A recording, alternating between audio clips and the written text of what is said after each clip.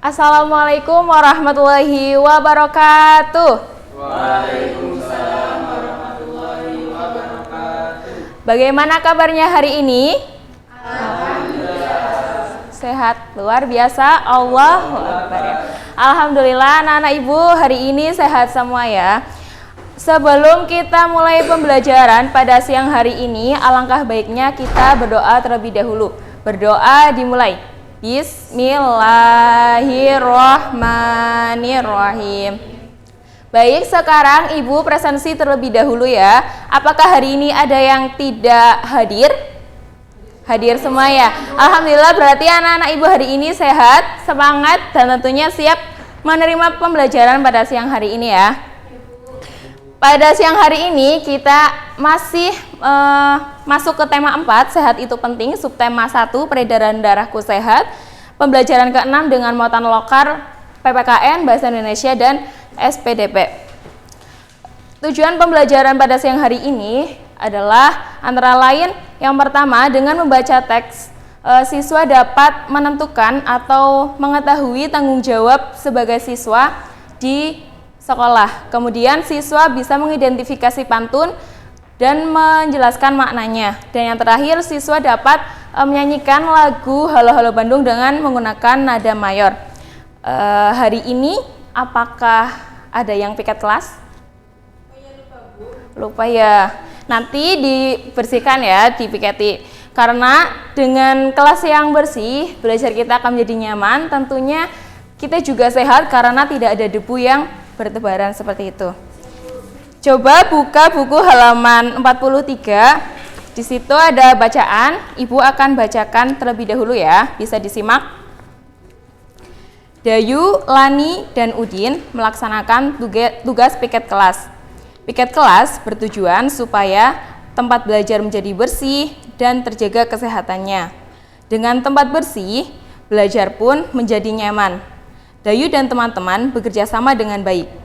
Dayu menyapu lantai, Lani membersihkan meja dengan kemoceng, dan Udin menghapus tulisan di papan tulis. Mereka datang lebih awal sehingga kelas sudah bersih sebelum bel tanda masuk berbunyi. Mereka menunjukkan sikap tanggung jawabnya dalam melaksanakan tugas. Nah, untuk kelas 5 ini besok jangan lupa piket kelas ya. Karena piket kelas itu merupakan salah satu tanggung jawab siswa di dalam sekolah. Kemudian di sisi lain dengan piket kelas kita mengimplementasikan hadis Nabi yang berbunyi an-nadhafatu minal iman. Ya, jadi kelas menjadi bersih, nyaman, belajar pun senang seperti itu ya. Selanjutnya ibu akan bacakan pantun ya. Atau ada yang mau maju membaca pantun? Mbak Bunga silakan maju membaca pantun.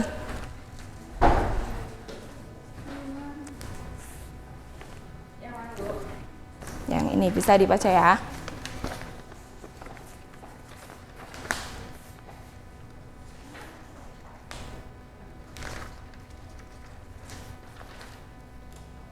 Pergi ke pasar membeli batik, jangan lupa pula beli durian. Duhai muridku tampan dan cantik, bagaimana kabar kalian? Ya, tepuk tangan buat Mbak Bunga. Boleh, silakan. Terima kasih ya Mbak Bunga. Bacaan pantunnya sangat baik. Masih ingat tidak baris 1 dan 2 dalam pantun itu disebut apa? Disebut sampiran ya. Kemudian baris 3 dan 4 disebut dengan isi. Coba ibu ulangi, baris yang pertama dan yang kedua berupa sampiran, dan baris yang ketiga dan 4 berupa isi. Kemudian pantun yang dibacakan Mbak Bunga tadi tentunya memiliki maksud ya, memiliki makna yang terkandung di dalamnya. Nah, pantun yang dibacakan oleh Mbak Bunga tadi bermaksud untuk menanyakan kabar orang yang sedang mendengarkan pantun. Baik, selanjutnya kita nyanyi terlebih dahulu ya. Kemarin pada pertemuan sebelumnya kita sudah belajar tentang tangga nada minor. Sekarang kita akan belajar tangga nada mayor dengan menyanyikan lagu Halo Halo Bandung. Di sini hafal semua lagu Halo Halo Bandung? Hafal ya. Nyanyi bersama-sama dengan tepuk tangan bisa? Dimulai ya. 1, 2, 3. Halo, halo Bandung, ibu kota periangan. Halo, halo Bandung, kota kenang-kenangan. Sudah lama beta tidak berjumpa dengan kau. Sekarang telah menjadi lautan api, mari bung rebut kembali. Tepuk tangan untuk kita semua. Kaitannya dengan tanggung jawab, Ibu review sedikit ya. Kaitannya dengan tanggung jawab siswa pada lingkungan sekolah sebenarnya tidak hanya terpaku pada menjaga kebersihan di kelas saja. Sebenarnya menjaga kebersihan itu wajib dan menyeluruh di lingkungan sekolah, seperti kerja bakti membersihkan halaman, kemudian ya salah satunya melaksanakan tugas piket, karena kita setiap harinya di kelas minimalnya kita harus menjaga kebersihan kelas, seperti itu ya. Jangan lupa piket ya. Baik. Kemudian selain menjaga kebersihan sekolah, kita juga harus menaati tata tertib sekolah. Dengan cara apa? Salah satunya yaitu dengan cara melaksanakan atau tidak melanggar peraturan sekolah dengan cara menggunakan seragam dengan baik. Contohnya setiap hari Senin dan Selasa menggunakan merah putih ya. Kemudian Rabu Kamis menggunakan identitas atau batik. Jumat atau Sabtu bagi yang sekolah menggunakan pramuka. Seperti itu ya. Baik, ada yang mau ditanyakan?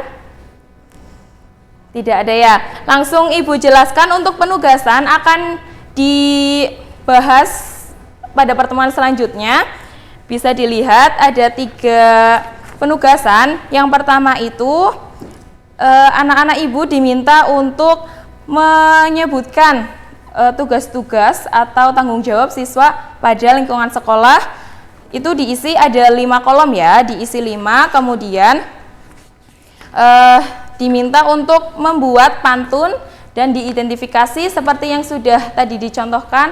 Baris 1 dan 2 berupa sampiran, baris 3 dan 4 berupa isi, kemudian dijelaskan makna yang terkandung dalam pantun tersebut. Seperti itu ya. Dan yang terakhir diminta untuk menuliskan tangga nada pada lagu Halo Halo Bandung. Ya, seperti itu. Paham untuk penugasannya? Oke. Kiranya hanya itu yang dapat Ibu sampaikan. Kurang dan lebihnya mohon maaf. Wallahul muwaffiq ila aqwamit thoriq. Wassalamualaikum warahmatullahi wabarakatuh.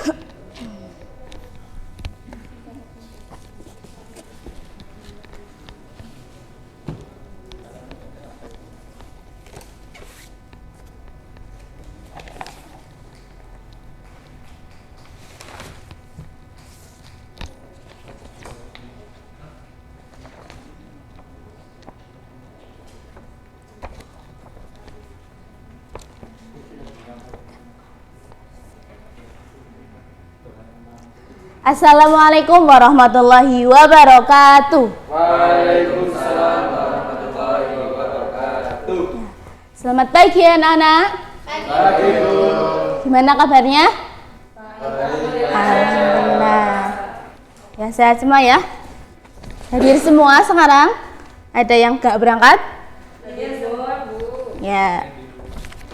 Pertemuan kemarin sudah belajar tentang hak dan kewajiban. Sekarang masuki tema 4, subtema kedua dan pembelajaran yang kedua, yaitu tentang hak dan kewajiban di rumah.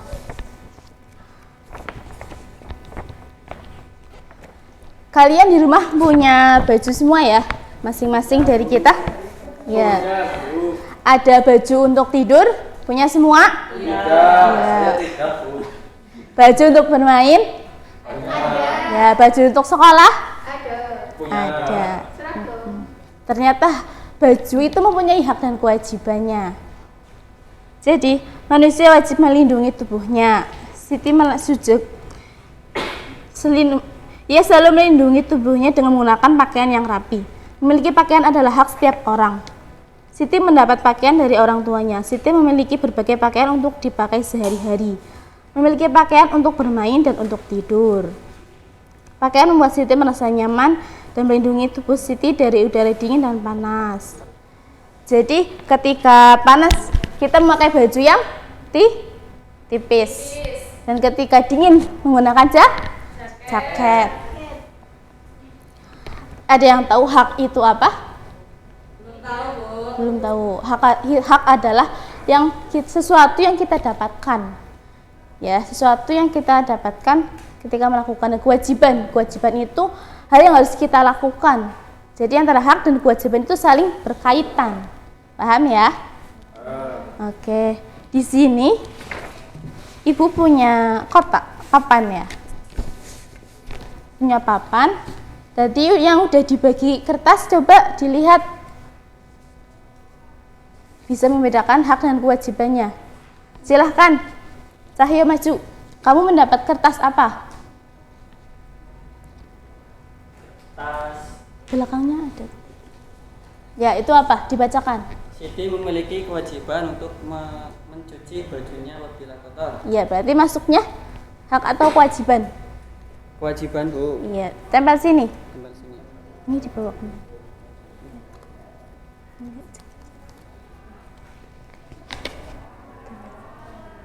Ya. Terus selanjutnya siapa? Saya dapat. Apa? Siti memiliki pakaian untuk bermain, untuk tidur dan seragam sekolah. Ya, coba ditempel. Termasuk tuh hak atau kewajiban? Ini hak, Bu. Ya, tempel. Ini untuk apa, Bu? Nanti. Oh, Nanti ditulis ada tugas. Ya. Iya, Bu. Siapa lagi yang dapat? Saya, Bu. Ya, silakan maju Niswa. Dibacakan. Siti mengenakan pakaian yang sesuai dengan tempat Siti berada, termasuk kewajiban. Ya. Terus satu lagi siapa? Iya, Umi, maju boleh. Pakaian Siti selalu bersih dan rapi. Oh iya, pintar. Silakan ditempel. Ya. Jadi antara hak dan kewajiban udah bisa membedakan ya. Sudah paham? Sudah. Lanjut. Di halaman selanjutnya itu ada soal. Jadi ketika kita melaksanakan, kan ini ada cerita. Udin minta dibelikan baju baru. Di lemari baju Udin masih banyak dan masih bagus. Tulislah saran-sarannya. Ada yang tahu kalimat saran itu apa? Kalimat saran adalah kalimat ketika kita memberikan komentar yang baik memberikan pesan, intinya memberikan sesuatu yang belum baik gitu. Coba tadi yang dapat kertas bisa diberikan saran untuk Udin. Udin minta dibelikan baju tapi di lemarinya masih banyak baju. Saran yang baik gimana? Berarti sarannya gimana? Udin memakai pakaian yang di lemari saja. Ya, yang kedua, rok Dayu robek karena digunakan bermain lompat tali. Saran untuk Dayu bagaimana? Sebaiknya Dayu tidak bermain-main dengan menggunakan rok, bisa menggunakan dengan celana. Paham ya? Ya. Di sini ada kotak saran. Coba kalian tulis sarannya udah ditulis dan di kertas. Silakan bisa dimasukkan. Bentar, belum selesai. Ya, yang sudah.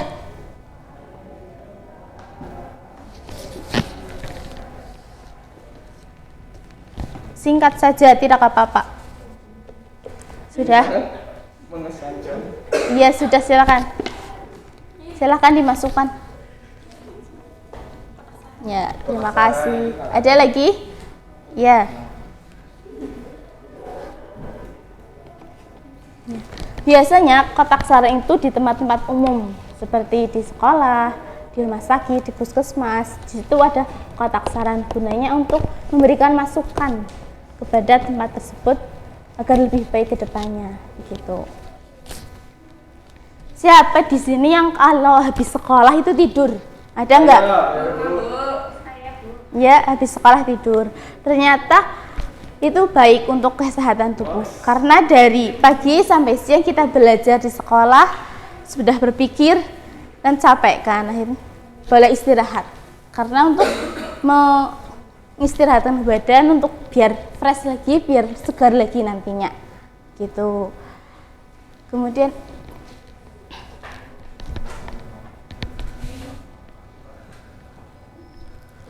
contoh hak dan kewajiban ketika di sekolah apa? Ketika di rumah, haknya apa? Membantu orang tua. Itu hak atau kewajiban? Membantu orang tua termasuknya kewajiban. Ya, kalau haknya kita mendapat kasih sayang dari orang tua. Mendapat uang saku. Iya, itu hak. Kewajibannya adalah belajar dengan Baik. rajin, dengan baik. Gitu.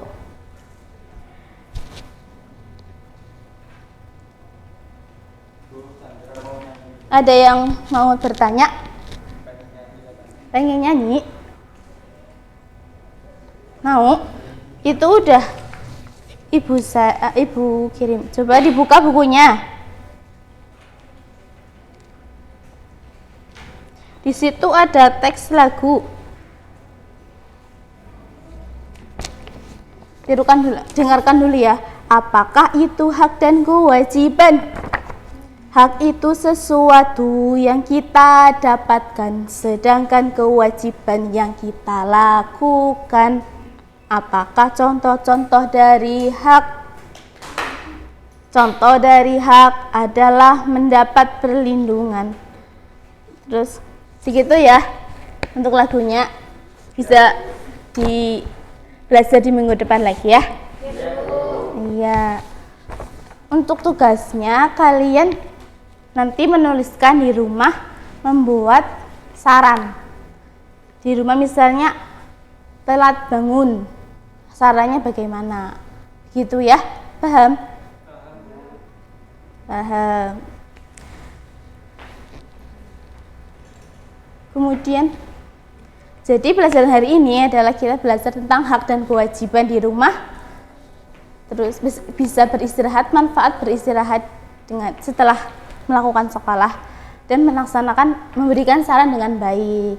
Ya, terima kasih atas perhatiannya. Silahkan yang piket hari ini jangan lupa piket ya. Ya, dipimpin berdoa. Nendi. Doa mulai. Alhamdulillah. Ya, bisa dibereskan dulu. Alat tulisnya dimasukkan ke dalam tas dulu ya. Ya. Sudah beres semua? Ya, terima kasih atas perhatiannya. Wassalamualaikum warahmatullahi wabarakatuh.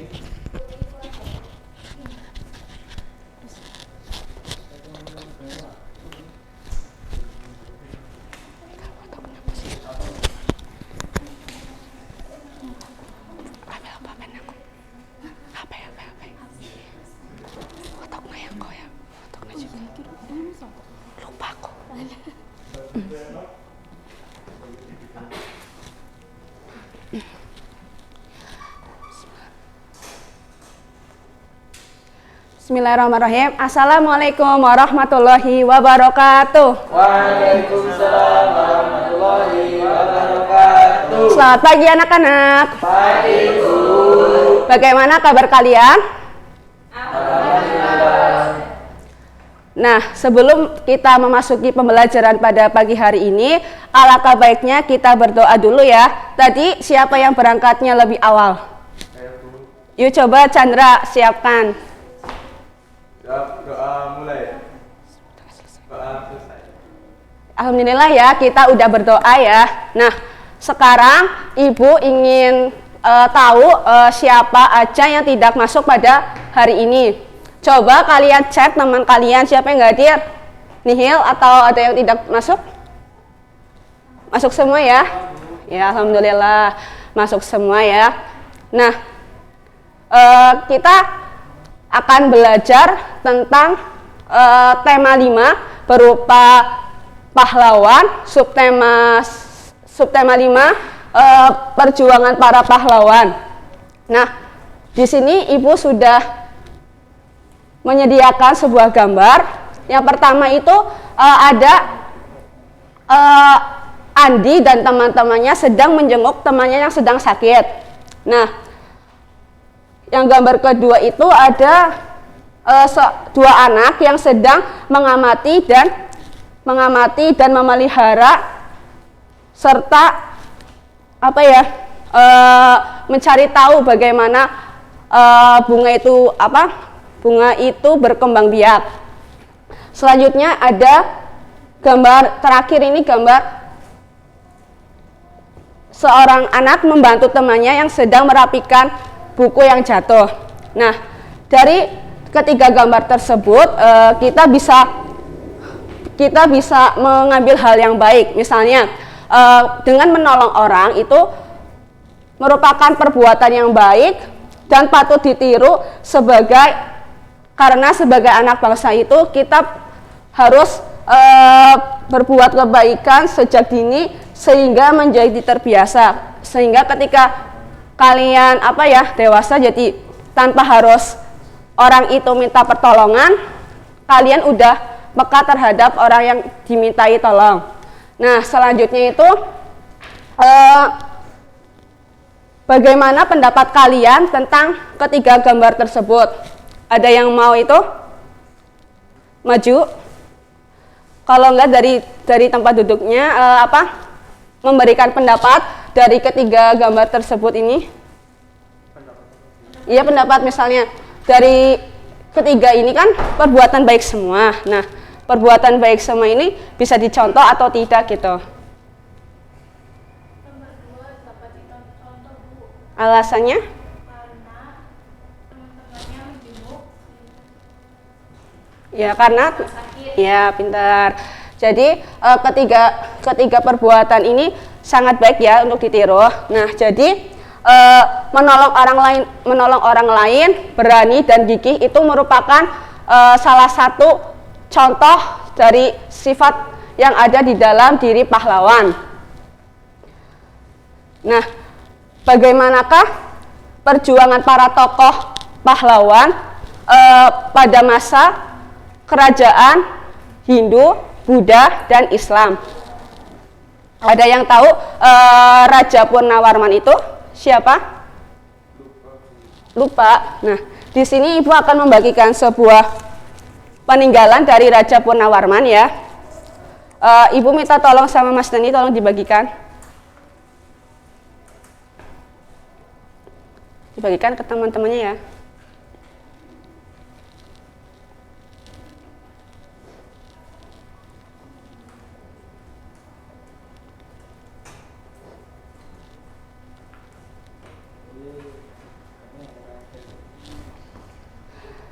Nah, berbicara tentang Raja Purnawarman. Raja Purnawarman itu merupakan panji dari segala raja. Nah, Raja Purnawarman ini mulai memerintah pada kerajaan Tarumanegara pada tahun 395 Masehi. Raja Purnawarman itu terkenal dengan baiknya kepada rakyat. Biasanya itu Raja Purnawarman itu suka memberantas para perampok, terus juga mengendalikan bajak laut di Tarumanegara. Nah, karena kecintaannya Raja Purnawarman kepada rakyatnya, jadi rakyatnya itu membuat inisiatif sebuah prasasti yang dinamakan Ciyauterum. Nah, itu merupakan sebuah prasasti yang dimana prasasti itu terdapat telapak kaki dari Raja Purnawarman. Nah, Ibu kan sudah membagikan sebuah gambar, lah itu contoh dari prasasti yang dibuat rakyat untuk Raja Purnawarman. Nah, selanjutnya kita akan melanjutkan pelajaran ke sifat-sifat cahaya. Nah, di sini apakah ada yang tahu apa aja sih sifat-sifat cahaya? Belum ya? Nah, jadi yang pertama itu sifat cahaya dapat dipantulkan. Ini Ibu sudah membuatkan sebuah media pembelajaran berupa kotak sifat cahaya. Nah, jadi Ibu akan mempraktekkan sifat-sifat dari cahaya. Yang pertama itu cahaya merambat lurus. Ini ya, jadi cahaya merambat lurus ini berarti ini kan Ibu buatkan lubang berarti cahaya itu bisa lurus ke depan. Selanjutnya itu cahaya menembus benda bening. Di sini Ibu membawa sebuah cermin untuk membuktikan bahwa cahaya itu sifat cahaya itu dapat dipantulkan. Ini cermin. Nah, ini kan ya cahaya bisa dipantulkan. Terus cahaya bisa menembus benda bening. Yang Ibu bawakan sebuah gelas, harusnya kan nggak ada airnya, tapi karena nanti ada sifat cahaya yang bisa dibiaskan, jadi Ibu contohkan. Nah, ini ya, berarti cahaya bisa menembus benda bening. Lalu cahaya dapat dibiaskan. Jadi di sini Ibu menggunakan botol aqua, pulpen sama air untuk membuktikan bahwa cahaya itu bisa dibiaskan. Ini ya contohnya. Nah, ini ya, jadi hasilnya yang ini nih, yang pulpen yang ada di bawah air. Ada yang mau maju, mau mencontohkan? Coba praktek ya. Coba Ika maju. Coba Ika bisa mencontohkan cahaya merambat lurus gimana?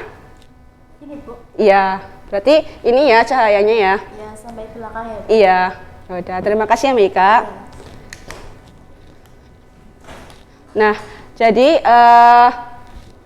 sifat-sifat cahaya itu ada 4. Cahaya dapat dipantulkan, cahaya dapat dibiaskan, cahaya merambat benda lurus, dan cahaya dibiaskan. Dari yang telah Ibu sampaikan, apakah ada pertanyaan? Nggak ada ya? Jadi kesimpulannya itu sifat dari cahaya itu ada 4, yaitu cahaya dapat dibiaskan, cahaya bisa menembus benda bening, terus cahaya bisa dipantulkan dan merambat benda lurus. Ya, sekian dari Ibu ya, kurang lebihnya mohon maaf. Wassalamualaikum warahmatullahi wabarakatuh. Waalaikumsalam warahmatullahi wabarakatuh.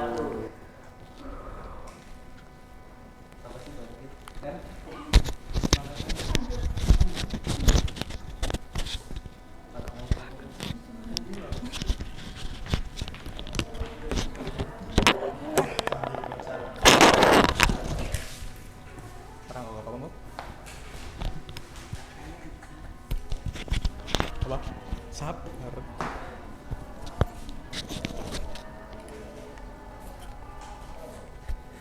Isi, yang isi. Balik cuk.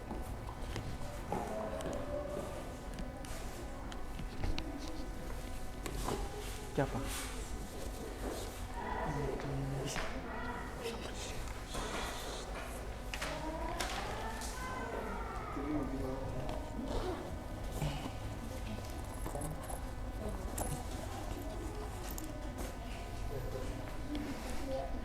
Terus usah digawa-gawa nih, sampai.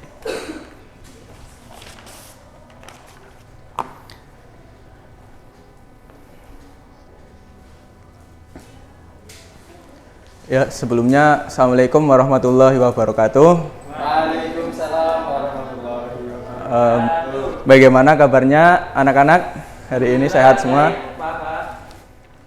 Sebelum kita memulai pembelajaran hari ini, mari kita berdoa bersama-sama. Dari Cahyo, yuk dipimpin doa bersama-sama. Doa mulai. Doa besar. Hari ini berangkat semua? Saat semua Pak Guru. Alhamdulillah. Pada materi hari ini Bapak akan menyampaikan tentang gerhana matahari ya. Gerhana matahari. Gerhana matahari terjadi pada siang hari dikarenakan pergantian antara bulan mati ke bulan yang baru. Ketika gerhana matahari terjadi ketika bulan, bumi, dan matahari itu sejajar. Bulan berada di tengah-tengah di antara matahari dan bumi. Karena kedudukan bulan di tengah-tengah itu menyebabkan bayangan menuju ke bumi dan menghalangi cahaya. Nah, ini bayangan yang menghalangi cahaya ke bumi itu disebut umbra.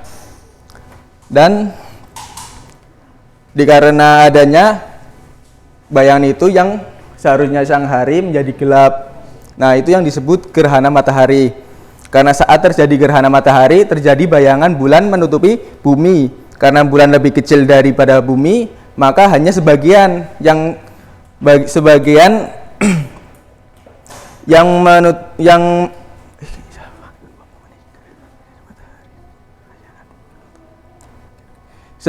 tempat saja yang mengalami gerhana matahari. Nah, ada 3 gerhana matahari. Yang pertama, gerhana matahari total, gerhana matahari sebagian, dan gerhana matahari cincin. Gerhana matahari total hanya terjadi di permukaan bumi yang terkena bayangan umbra bulan, yaitu yang di sini, umbra bulan. Terus gerhana matahari sebagian terjadi di permukaan bumi yang terkena bayangan penumbra bulan yang di sini. Nah, di sini kalau ada di sini, ntar kalau melihat gerhana matahari itu hanya sebagian, jadi bisa disebut gerhana matahari sebagian. Terus adapun gerhana matahari cincin. Gerhana matahari cincin terjadi di permukaan bumi yang terkena lanjutan bayang-bayang inti. Hal ini terjadi karena bulan berada di titik terjauh dari matahari, yaitu yang dari sini melingkar.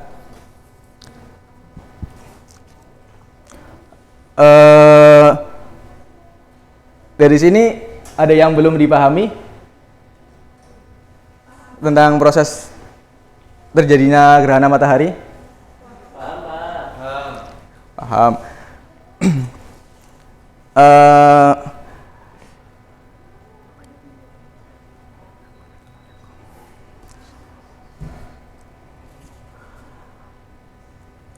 Kita juga sebagai umat muslim itu dari dulu diajarkan jika ada gerhana matahari kita disunahkan untuk melakukan sholat gerhana, ya kan? Nah, kira-kira pada tahu semua enggak nih sholat niatnya? Belum, Pak. Nih ya, simak dengan baik-baik dan ikutin. Sholu sunatal li khusufil syamsi lillahi ta'ala. Yonen. Usolli sunata Li khusufi syamsi li khusyufi syamsi lillahi ta'ala. sebenarnya masih ada satu gerhana lagi, yaitu gerhana bulan. Tapi kita lanjut buat materi kedepannya. Sekarang Bapak kasih tugas buat kalian dibagi menjadi satu kelompok 3 anak. Satu membawa senter, satu membawa bola kecil, dan yang satu membawa bola besar buat tugas minggu depan. Jika tidak ada yang dipertanyakan lagi, sekian dari Bapak. Assalamualaikum warahmatullahi wabarakatuh.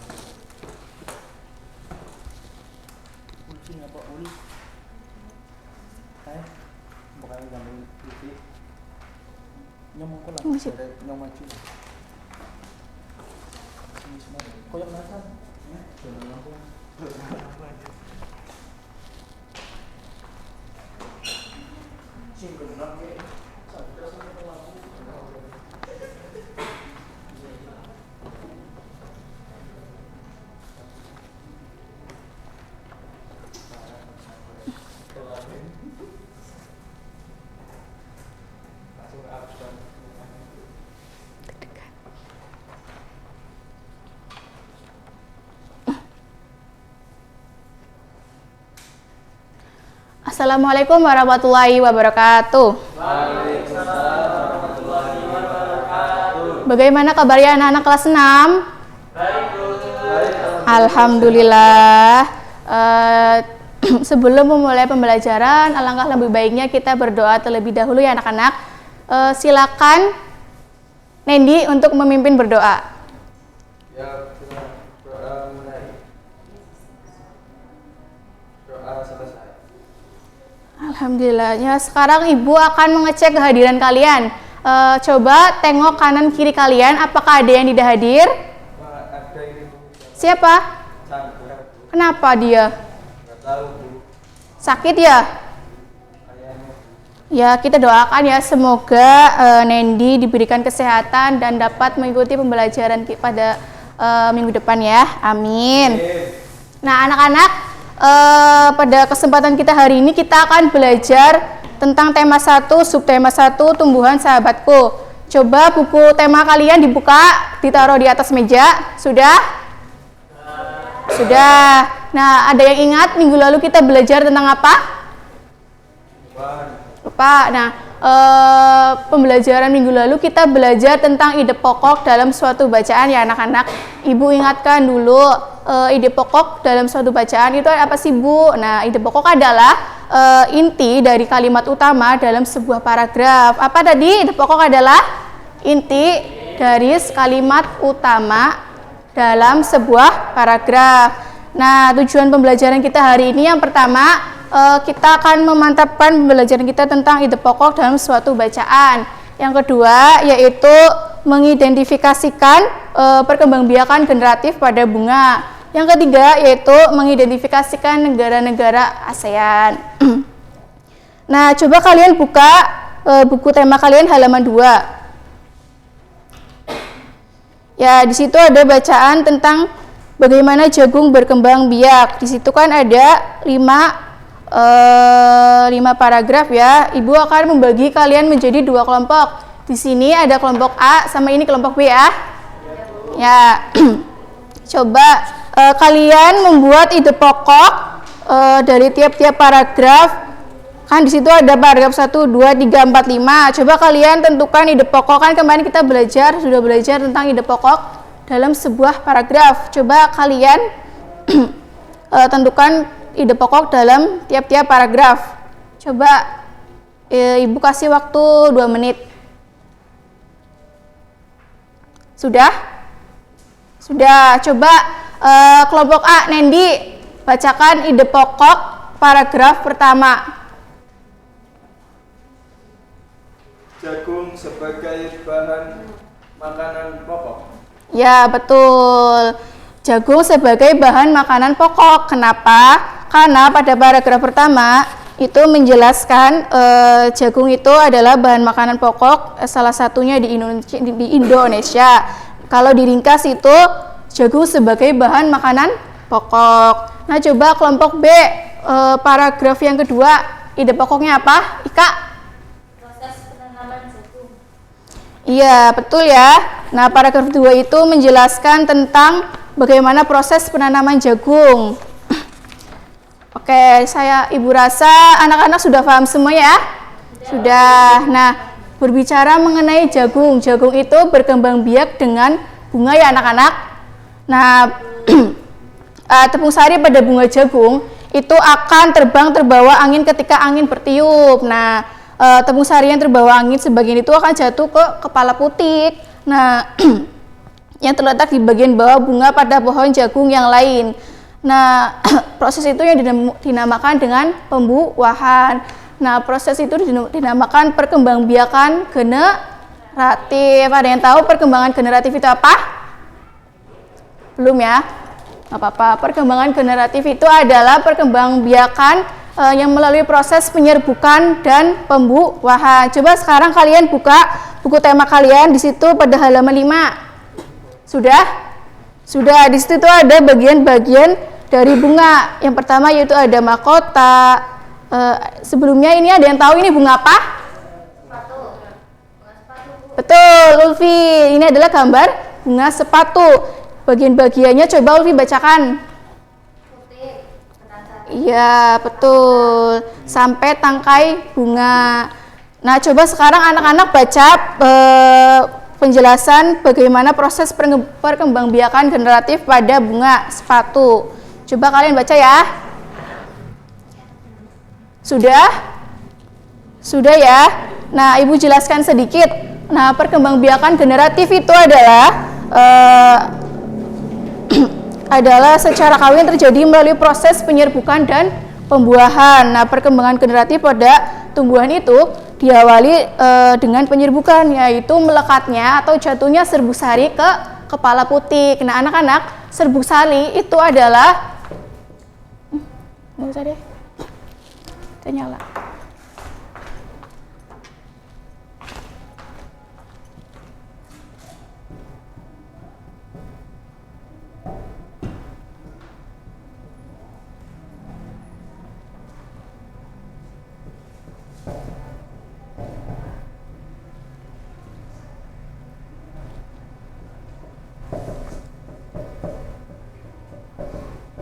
Nah, kalau serbuk sari itu menandakan yaitu jenis kelamin bunga yaitu jantan, sedangkan putik itu adalah betina. Coba Nendi, apa serbuk sari itu menunjukkan itu kelamin apa? Kelamin jantan, Bu. Iya, sedangkan putik itu adalah betina. Nah, dari itu namanya proses selanjutnya itu hasil dari pembuahan itu dinamakan dengan zigot. Nah, dari zigot itu akan menjadi lembaga, bakal biji, lalu biji, bakal buah, lalu akan jadi daging buah. Nah, paham ya anak-anak? Paham? Iya. Coba sekarang Ibu tanya, hasil dari pembuahan itu apa namanya? Zigot. Iya. Ibu rasa kalian sudah paham ya? Ya. Coba Ibu tanya, di rumah siapa yang punya bunga? Ika punya? Punya. Nah, pasti kalian di rumah memiliki bunga ya. Coba nanti kalian di rumah amati bunga kalian, gambar bagian bunga-bunganya dengan pada tabel halaman 6, gambar bagian bunga, lalu cara penyerbukannya gimana, paham ya? Paham. Nah, anak-anak, mengenai bunga itu bunga yang cantik itu tidak hanya ada di Indonesia ya. Bunga cantik itu contohnya kayak di luar negeri. Iya, makasih loh. Nah, bunga itu ada seperti di negara tetangga. Contohnya yaitu di sini. Apa ini gambar bunga apa? Bunga sepatu. Bunga sepatu ya. Bunga sepatu itu contoh dari bunga khas dari Indonesia dan Malaysia ya anak-anak. Nah, contoh di sini juga ada bunga apa? Kamboja. Bunga Kamboja itu adalah ciri khas dari Indonesia dan Laos. Ya anak-anak, kan tadi kita sebutkan negara-negara pada tadi itu Malaysia, Laos, Indonesia. Mereka itu adalah negara bertetangga. Nah, mereka itu bertetangga ya, meskipun berbeda negara, ketiganya itu memiliki persamaan dalam sosial dan budayanya. Nah, jadi mereka itu menggabungkan diri dalam suatu organisasi. Ada yang tahu organisasi itu apa? Iya betul. Nama organisasinya itu apa? Ada yang tahu? Belum ya? Ya, Ibu kasih tahu. Nah, negara-negara tadi seperti Malaysia, Laos, Indonesia, nah itu kan memiliki perbedaan negara. Nah, memiliki persamaan dalam sosial dan budayanya. Mereka itu menggabungkan diri dalam suatu organisasi. Nah, organisasinya itu apa sih, Bu? Nah, organisasinya itu ada dinamakan dengan ASEAN. Nah, ASEAN itu apa, Bu? ASEAN adalah persatuan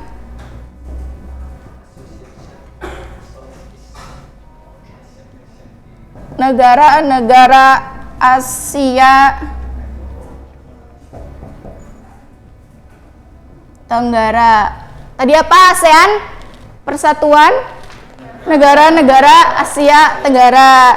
Nah, di sini ya, pada buku kalian halaman 8 itu adalah negara-negara ASEAN dari Myanmar, Laos, Vietnam sampai dengan Kamboja. Coba sekarang kalian baca untuk menambah wawasan kalian. Kalian baca tentang negara-negara ASEAN pada halaman 8. Sudah? Sudah ya? Ya, anak-anak. ASEAN itu didirikan pada tahun 1967 ya. Nah, ASEAN itu memiliki 10 anggota negara. Nah, itu ya anak-anak, sudah ya? Paham ya? Ya, kita cukupkan pembelajaran kita hari ini. Kurang lebihnya mohon maaf. Wassalamualaikum warahmatullahi wabarakatuh.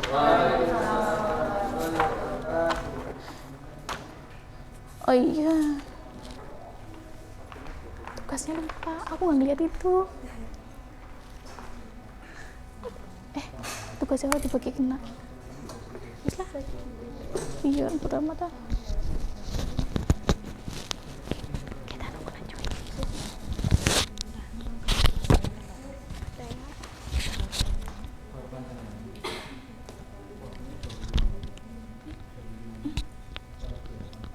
Ini ada ininya enggak? Enggak ada. Dibuka aja. Iya, dan ini taruhnya di ini nih. Sini.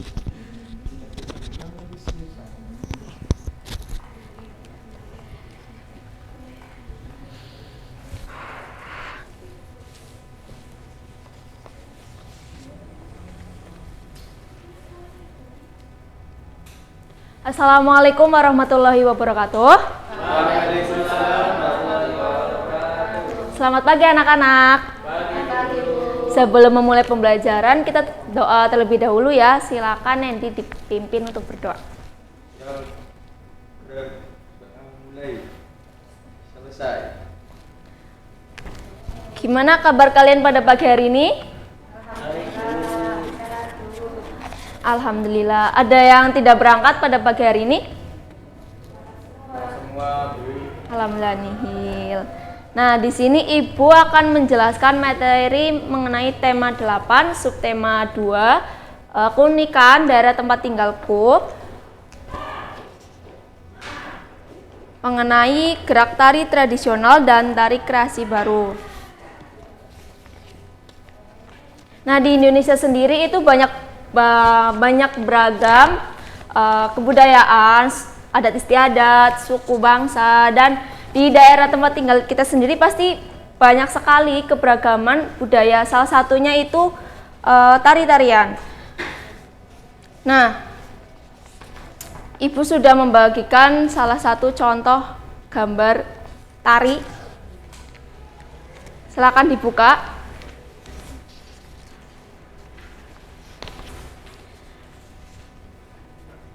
Nah, di situ kalian ada yang tahu ini tari apa? Nah, ini tari apa? Tari kecak ya Bu. Tari kecak, pintar. Nah, keunikan dari tari kecak itu sendiri yaitu pertama, tidak menggunakan alat musik apapun. Nah, di sini itu tidak menggunakan alat musik tapi menggunakan suara dari para penari yang berseru bilang ngomong cak cak cak cak cak seperti itu. Selanjutnya dari properti itu sendiri menggunakan bara api dan menggunakan pada penarinya itu menggunakan gelang kaki dan menggunakan topeng. Selanjutnya para penari itu juga mayoritas itu telanjang dada. Jadi itu nggak ada yang pakai busana ya, yang penari cowoknya. Jadi hanya bawah, atas tidak memakai busana. Selanjutnya tari kecak itu sendiri itu menceritakan kisah Ramayana yang penculikan Dewi Sinta yang diculik oleh Rahawana Raja, yaitu kerajaan Ngalengka.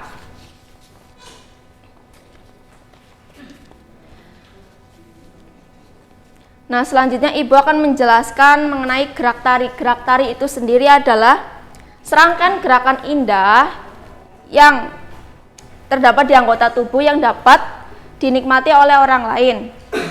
Selain itu, karya tari itu ada dua, karya tari tradisional dan karya tari kreasi baru. Sini Ibu akan menjelaskan tari tradisional, yaitu tari tradisional adalah tarian yang mengalami perjalanan yang sejarah yang cukup lama.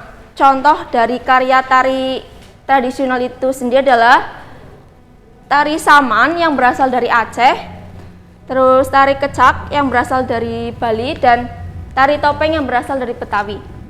Selanjutnya itu tari kreasi baru. Ada yang udah tahu apa pengertian dari tari kreasi baru? Coba Bunga baca pengertian dari tari kreasi baru. Tari kreasi baru adalah tari pengungkapan emosi manusia secara bebas atau setiap penari bebas dalam mewujudkan ekspresi emosional tidak terikat oleh sebuah bentuk atau tradisi. Nah, sudah, silakan untuk Cahyo, apa saja contoh dari tari kreasi baru itu sendiri?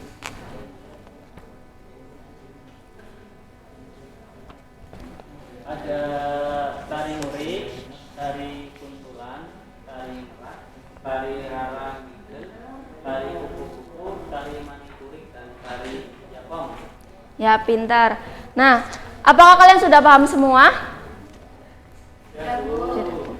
Di sini Ibu akan menunjuk dua anak-anak untuk maju, untuk memasukkan mana yang termasuk ke dalam tari tradisional dan mana yang termasuk tari kreasi baru. Ibu tunjuk Bunga untuk maju.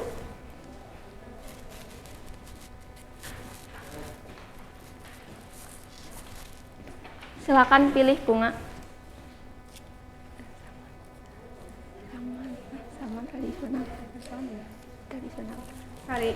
Tari saman tari tradisional bukan ya, Bu?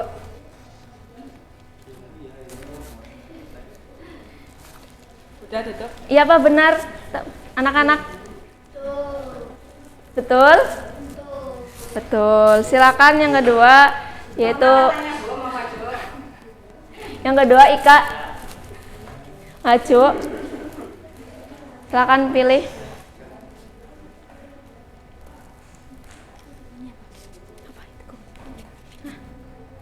Gue masuk tadi ini kreasi baru. Ya, pintar. Selanjutnya satu lagi ya untuk Cahyo maju.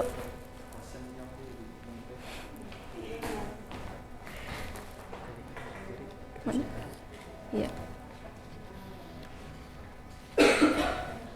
Ya, terima kasih.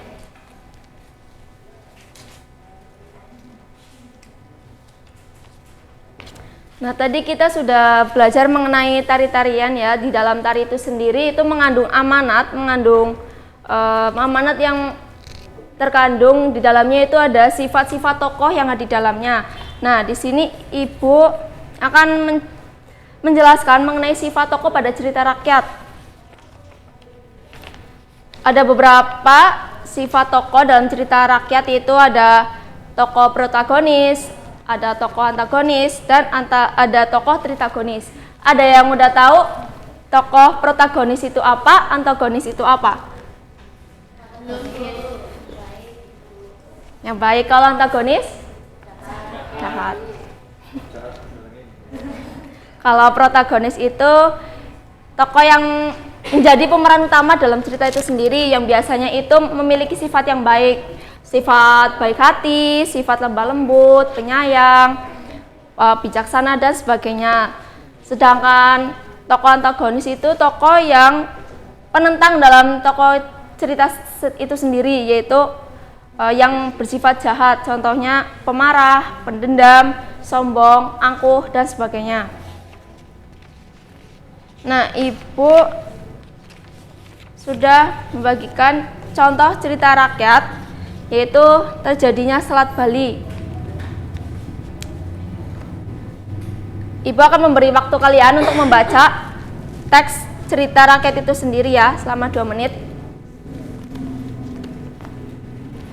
Sudah? Nah, Ibu tunjuk lagi ya untuk menentukan menentukan tokoh protagonis dan antagonis. Silakan Umi.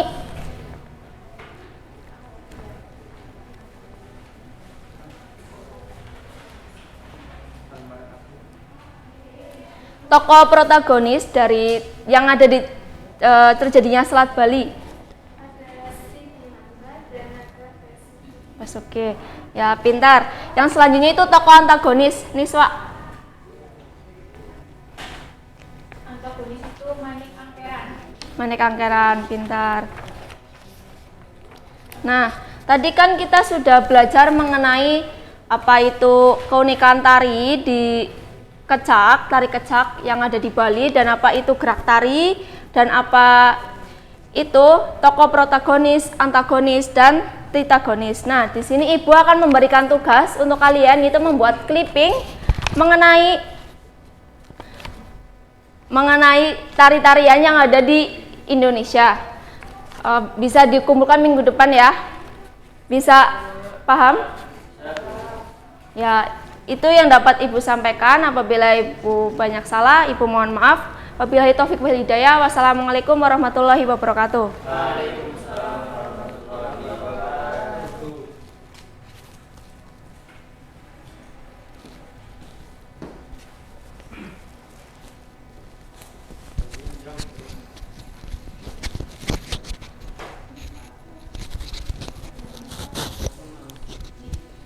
Dia bawa surat cinta itu.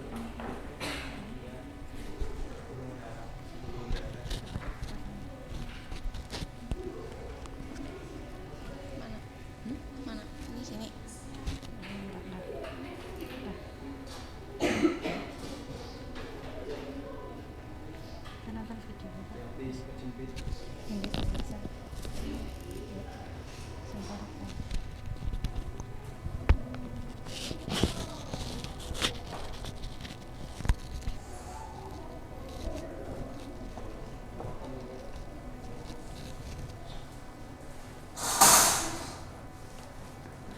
Assalamualaikum warahmatullahi wabarakatuh. Waalaikumsalam warahmatullahi wabarakatuh. Ya. Selamat siang anak-anak. Siang, Bu. Ya. Untuk memulai pelajaran kita hari ini, alangkah baiknya kita terlebih dahulu berdoa bersama-sama. Siapa yang piket hari ini? Chandra, ya. Chandra piket hari ini, silahkan teman-temannya dipimpin berdoa ya.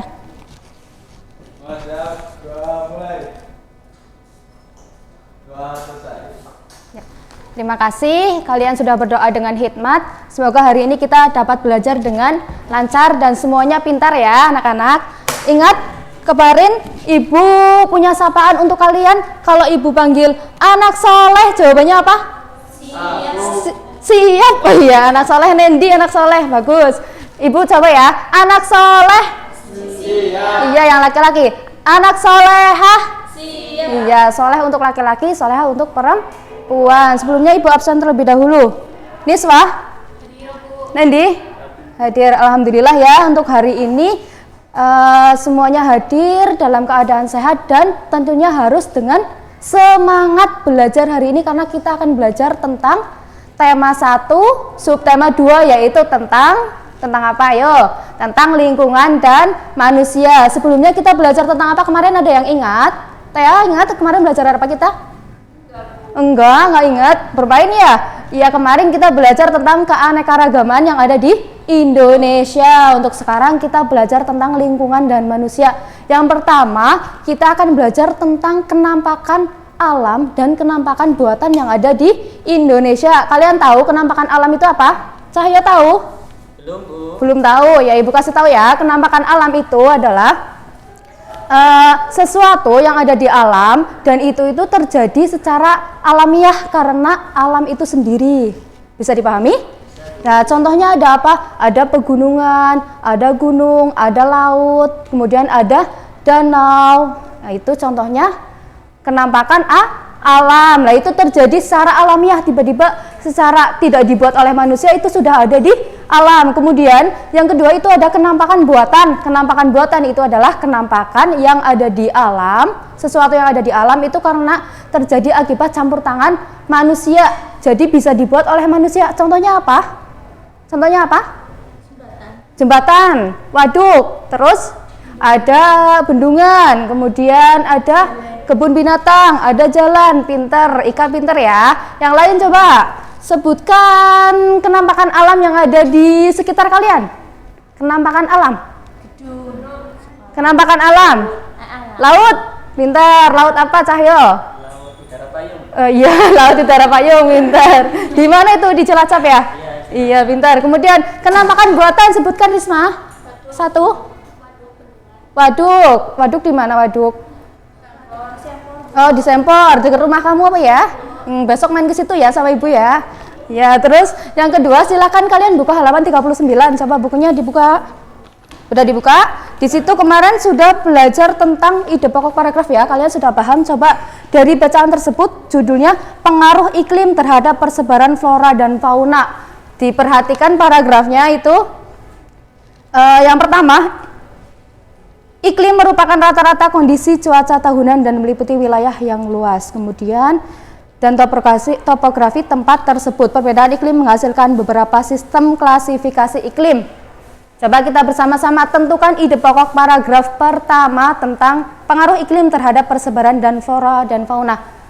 Ada di awal, di tengah, atau di akhir ide pokoknya? Awal? Awal ya Mbak Umi ya? Coba dibaca.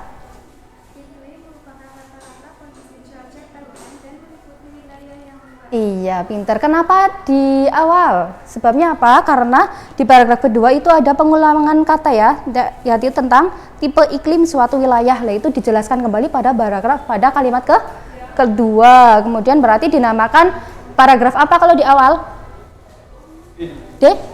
Deduktif ya, pintar. Kemudian untuk selanjutnya, kalian semua sudah hafal tentang Pancasila? Sudah hafal? Kelima silanya sudah hafal? Loh, kok diem saja ini? Tea, mainan sendiri, mainan apa? Oh, belajar malah bawa mainan ya. Besok ditinggal di rumah ya, Tea ya. Belajarnya kalau istirahat ya. Coba sebutkan sila pertama Pancasila. Ketuhanan Yang Maha Esa. 2 Niswa. Kemanusiaan yang adil dan beradab. 3, sebutkan bersama-sama. 4. Olah hikmat kebijaksanaan. 5. Iya, pintar semuanya sudah hafal. Kemudian kita tentunya harus bisa menerapkan nilai-nilai dari kelima sila Pancasila. Sebuah ini Ibu punya sesuatu untuk kalian. Bagian dulu ya. Ini Teh. Kemudian silakan dipegang semuanya. Dibuka ya. Dibuka. Sudah dibuka? Coba Ibu minta, siapa yang berani maju ke depan angkat tangan? Ayo, siapa yang berani maju ke depan angkat tangan? Saya, Bu. Angkat tangan. Saya, Bu, gitu. Ayo yang berani, harus berani. Ayo. Sudah kelas 5, kalian harus berani maju ke depan. Ayo Niswa, maju ke depan sini. Oh. Coba lihat sini. Diperlihatkan ke teman-teman, ada gambar apa itu Niswa? Gambar anak yang dibully. Anak yang dibully. Kalian tahu bully nggak? Tahu bully nggak kalian? Diejek ya, diejek lah itu. Dinakalin ya, betul. Terus ini menurut Niswa termasuk ke dalam penerapan sila Pancasila apa enggak? Perbuatan baik atau buruk itu kalau dibully, diejek? Buruk ya. Lah ini contoh perbuatan yang tidak menerapkan nilai-nilai Pancasila, karena ini merupakan perbuatan yang buruk. Nah ini kalian kepada teman-teman nggak boleh kayak gitu ya, nggak boleh mengejek atau membuli. Kalian sesama teman harus saling menyayangi. Terima kasih Niswa, tepuk tangan buat Niswa udah berani maju. Yang lain ayo, yang lain harus berani maju. Ika, ayo maju ke depan Ika. Ih, kenapa? Ayo sama ibu yuk. Yuk harus berani maju. Ya pintar. Coba diperlihatkan ke teman-teman, ada gambar apa itu? Ini gambar mau berangkat sekolah. Mau berangkat sekolah, terus Tuanya. mau berangkat sekolah salim sama orang tua. Ini termasuk perbuatan baik atau buruk? Baik. Baik ya. Terus termasuk ke dalam penerapan Pancasila atau bukan? Iya, Bu. Iya, sila keberapa coba? Tahu apa bukan? 1, bunyinya apa? Ketuhanan yang Maha Esa. Ketuhanan yang Maha Esa. Iya, kurang tepat ya Meka. Ini penerapan sila kemanusiaan yang adil dan beradab. Sila keberapa? Kedua. Sila kedua ya. Ini termasuk penerapan nilai Pancasila sila kedua. Siapa yang tadi bagi mau berangkat sekolah salim ke orang tua, angkat tangan. Iya semuanya ya, pintar. Kalian anak-anak ibu emang sudah pintar. Terus terima kasih Ika, tepuk tangan untuk Ika. Yang lain ayo masuk ke depan. Ayo nih Umi. Gambar apa Umi? Gambar tawuran. Oh gambar tawuran, termasuk perbuatan baik atau buruk itu? Buruk. Buruk ya. Ini berarti tidak menerapkan nilai Pancasila. Ya terima kasih Umi. Ya terima kasih ya. Anak-anak ibu sudah pintar, sudah berani maju, sudah paham pelajaran hari ini? Tadi kita belajar tentang alam dan manusia, ada kenampakan alam dan buatan, kemudian ada flora fauna, kemudian nilai-nilai Pancasila. Itu yang penting ya, nanti kalian di rumah sama orang tua belajar menerapkan nilai ketiga Pancasila, yaitu Persatuan Indonesia. Kalian diberi tugas itu nanti diterapkan di rumah ya.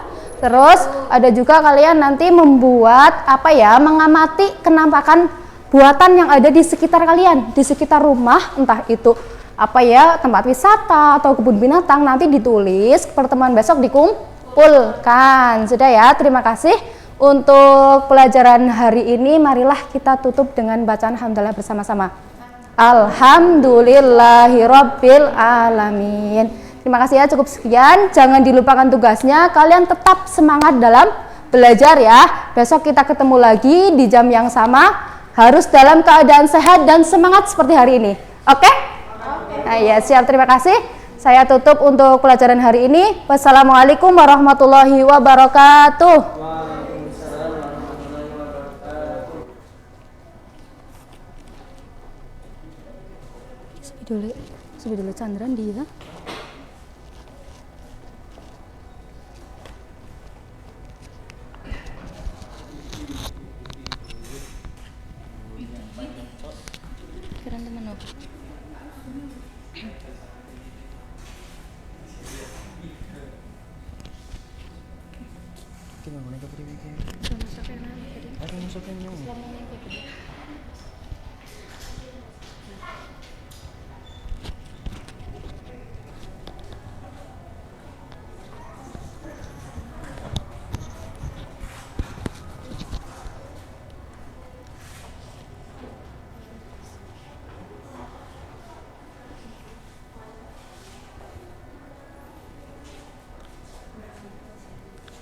Assalamualaikum warahmatullahi wabarakatuh.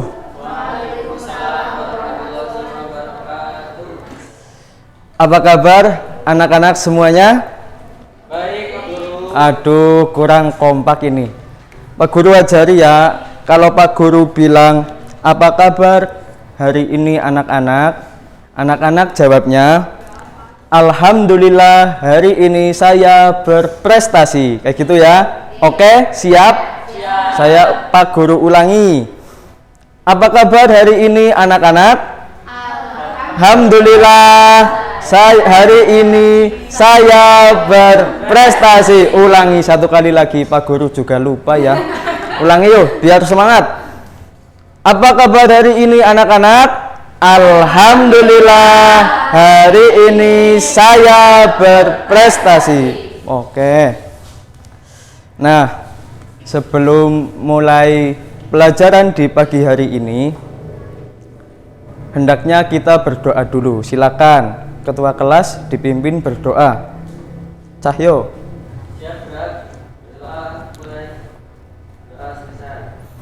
Oke. Nah, kita sudah berdoa semoga kedepannya dalam pembelajaran di pagi hari ini kita diberikan kelancaran. Nah, selanjutnya untuk menggugah semangat anak-anak, mari kita nyanyi bersama-sama ya. Mau nyanyi apa?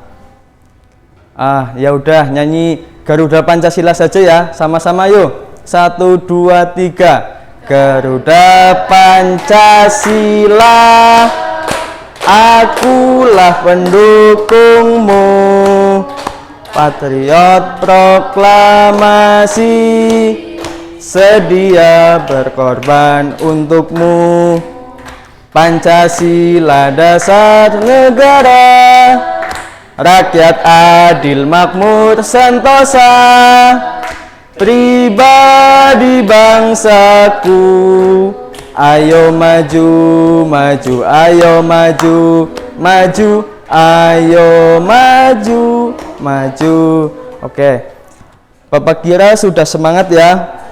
Nah, sebelum memasuki pembelajaran, Bapak minta tolong kepada Cahyo, tolong dibagikan kepada teman-teman yang lain.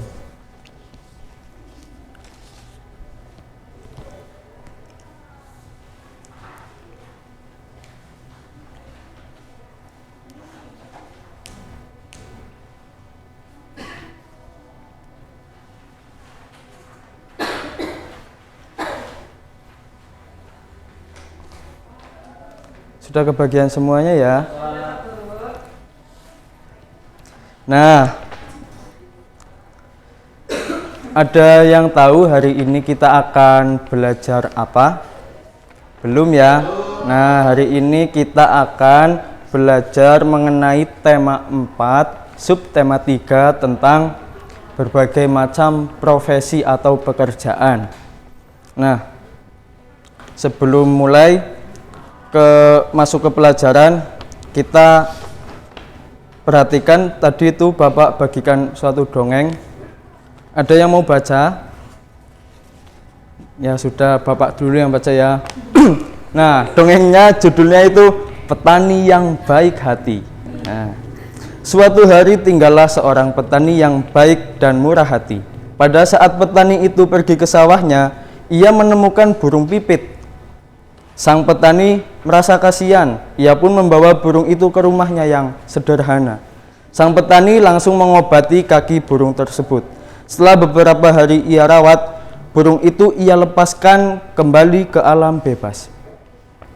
Beberapa hari kemudian, pada saat petani itu sedang mengairi sawah dan mencabuti rumput, ia didatangi oleh burung pipit kecil yang telah ia tolong. Burung itu membawa 3 buah biji semangka pada paruhnya. Ia memberikan kepada petani itu. Setelah itu burung pun pergi. Petani itu berterima kasih kepada burung. Nah, esoknya sang petani menanam biji-biji semangka itu di dekat rumahnya. Setelah ia mengurus bibit pohon semangka itu pun tumbuh. Semakin lama pohon itu semakin besar. Akhirnya pohon semangka berbuah. petani itu merasa sangat senang. Ia mengambil ketiga buah semangka itu. Nah, pada saat petani membelah buah semangka yang pertama, keluarlah beberapa bongkahan emas dan berlian. Petani itu kaget campur senang. Lalu ia membelah semangka kedua. Ternyata isinya bahan bangunan. Petani merasa sangat bahagia. Lalu ia membelah semangka yang ketiga. Ternyata keluarlah para pekerja yang siap membangun istana megah untuk ia tinggali. Waduh. Nah, akhirnya karena kebaikan dan ketulusan petani itu, sekarang ia menjadi seseorang yang kaya raya. Ia selalu membagikan hartanya kepada orang yang kekurangan dan selalu menolong orang yang membutuhkan pertolongan. Nah, gimana setelah mendengarkan dongeng petani yang baik hati, anak-anak? Apakah anak-anak dapat mengambil amanah dari dongeng ini? Apa, Ulfi? Coba. Ya, betul sekali ya. Di sini itu menceritakan tentang tolong menolong. Nah, kita sebagai seseorang juga harus tolong menolong kepada sesama. Supaya apa? Supaya kita juga di saat membutuhkan kita akan ditolong. Itu seperti itu. Nah, Pak Guru tanya, anak-anak ada yang mau jadi pendongeng? Oh, Bunga nggak mau, kenapa ya? Mesti nggak suka baca ya? Iya. Nah, asal kalian tahu ya, pendongeng itu juga salah satu dari profesi atau pekerjaan yang ada di Indonesia. Itu juga sebagai profesi pendongeng. Nah, seperti itu ya. Nah, terus berbicara tentang profesi, anak-anak ada yang tahu profesi itu apa? Niswa tahu? Pekerjaan, bukan Pak. Pekerjaan. Terus Cahyo tahu apa itu profesi? Belum, Pak. Belum. Tea tahu apa itu profesi? Belum, Pak. Oh, belum ya. Iya, betul seperti yang dikatakan Niswa, profesi itu suatu pekerjaan. Ya, lebih lengkapnya profesi itu adalah kegiatan atau pekerjaan seseorang yang dilakukan sebagai kegiatan pokok untuk mencukupi kebutuhan hidupnya. Itu yang dinamakan profesi. Nah,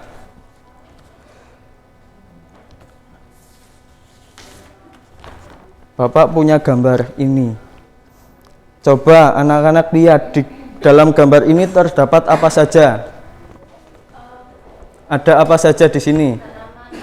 Tanaman. Tanaman apa? Padi. Kemudian apa lagi? Ada petani. Kemudian ininya apa namanya?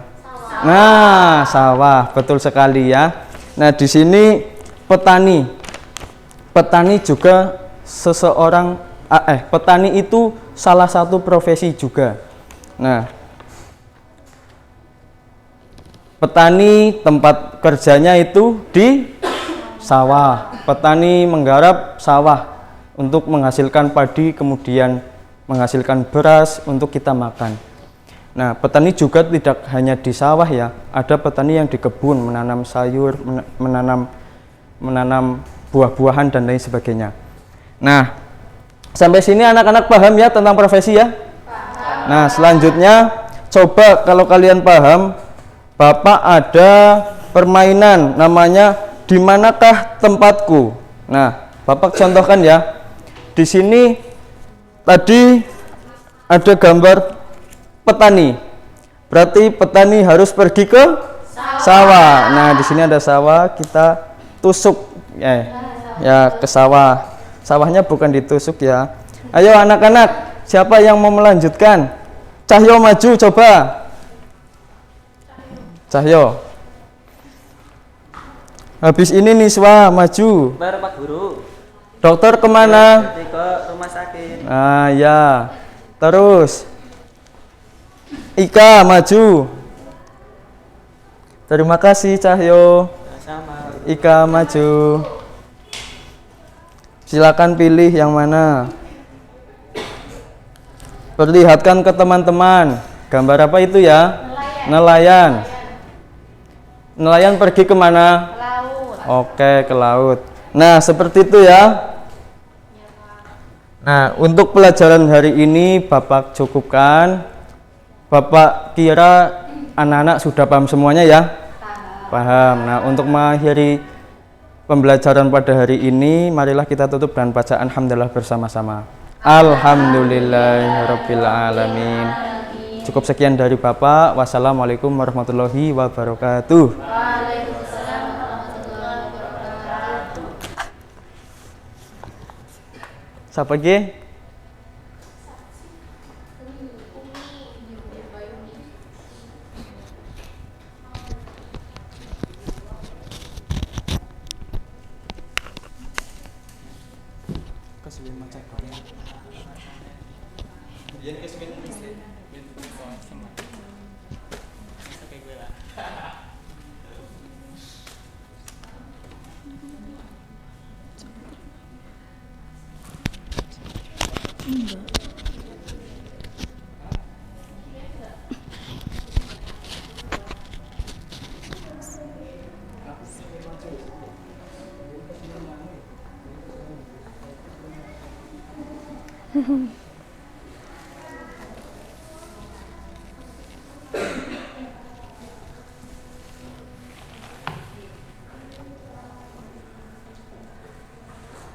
Bismillahirrahmanirrahim.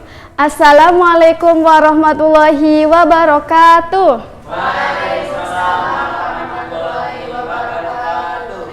Alhamdulillah semangat semuanya ya hari ini.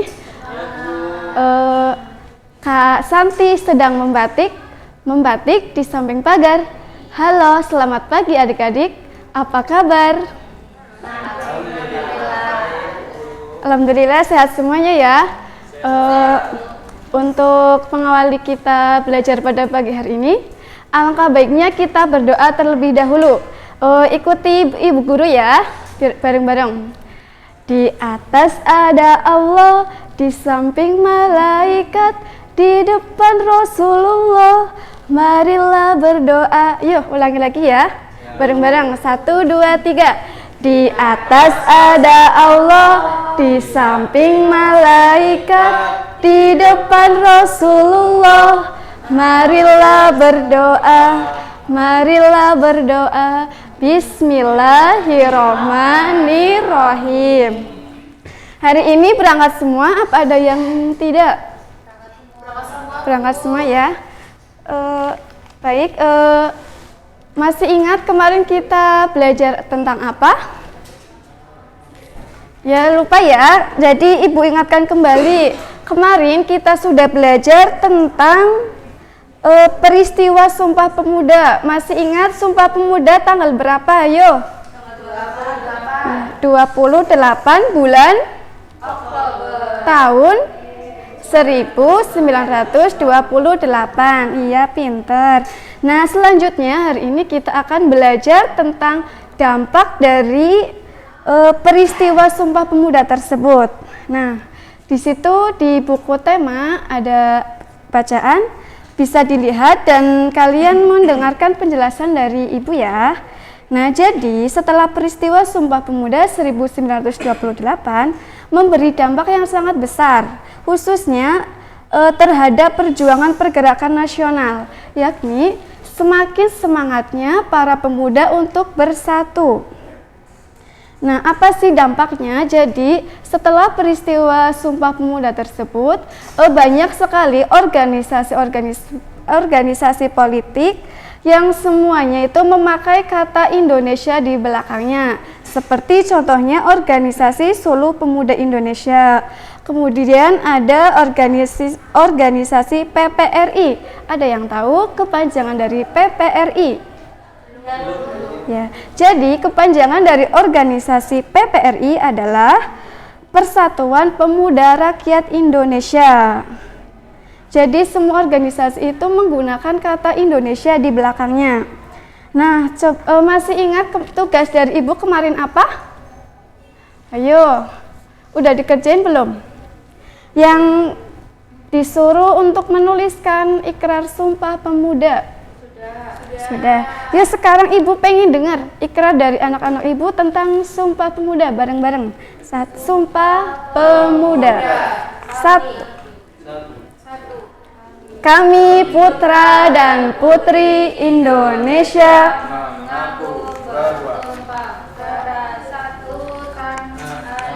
Indonesia. 2.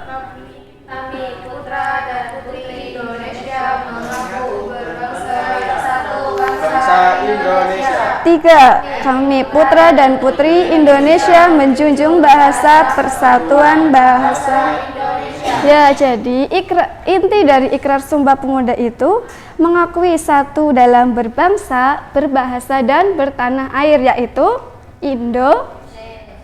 Nah, pada peristiwa Sumpah Pemuda tersebut juga diakui lagu Indonesia Raya sebagai lagu kebangsaan. Kita nyanyi bareng-bareng ya. 1, 2, 3. Indonesia Raya, merdeka, merdeka, tanahku, negeriku yang ku cinta. Indonesia Raya, merdeka, merdeka, hiduplah Indonesia Raya. Nah, kira-kira setelah kita menyanyikan lagu Indonesia Raya itu, perasaan kita bagaimana? Semangat atau sedih atau apa?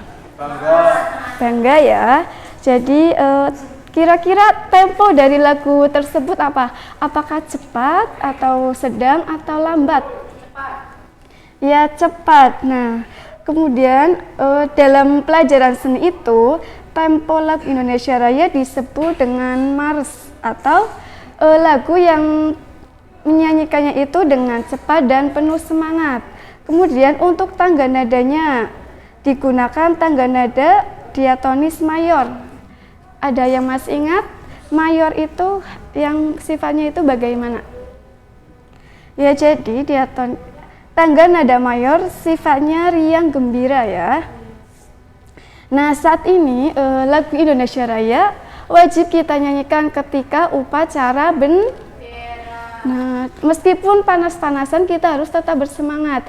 Nah, setelah upacara bendera itu, setelah panas-panasan kita enaknya ngapain ya? Minum es. Nah, siapa yang suka jajan es di sini? Ya, semuanya suka ya, suka es. Di sini ibu sudah ada punya 2 gambar. 1 gambar apa? Gelas berisi air. Terus ada gambar yang kedua. Apa? Gelas, di dalamnya ada air es. Iya. Kira-kira bedanya apa coba antara gambar 1 dan kedua? Kalau gambar 1 kira-kira bagian luar gelasnya itu basah atau kering? Nah, kalau gambar yang kedua, sisi bagian luarnya basah dan mengembun. Mengembun, ada yang tahu itu apa itu mengembun? Ya, jadi mengembun adalah proses perubahan wujud dari gas menjadi cair.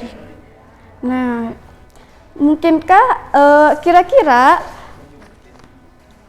es gelas yang basah ini kenapa ya? Apakah air yang di dalamnya itu tembus keluar ke gelas atau bagaimana?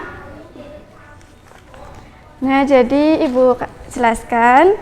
Nah, ternyata udara di sekitar kita itu mengandung banyak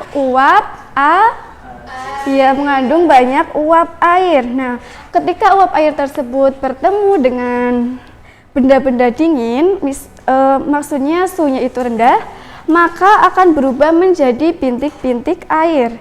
Jadi tetes-tetes bintik-bintik air yang ada di sisi luar gelas yang diisi es batu merupakan berasal dari uap air yang di sekitarnya.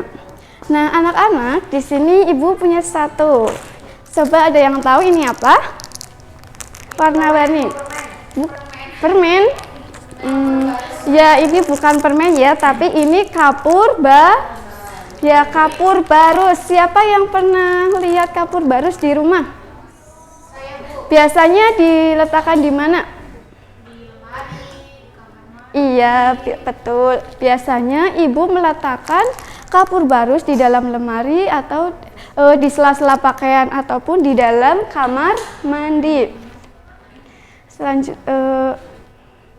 Kira-kira biasanya kan lama-kelamaan kalau kapur barus ditaruh di kamar mandi ataupun di lemari biasanya akan berubah bentuknya dari yang segini kemudian akan mengecil dan habis. Kira-kira peristiwa tersebut dinamakan apa?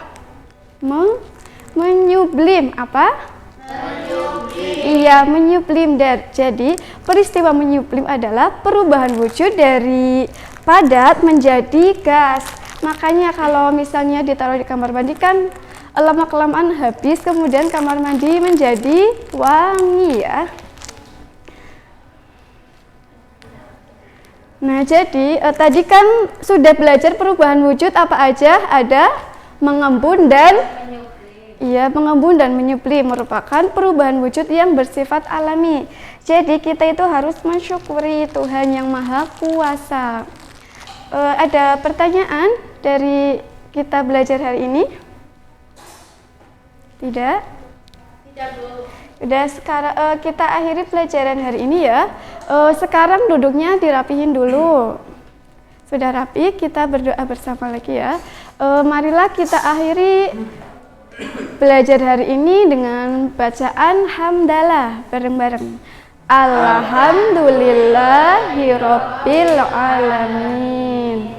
Ibu akhiri, wassalamualaikum warahmatullahi wabarakatuh. Waalaikumsalam warahmatullahi wabarakatuh.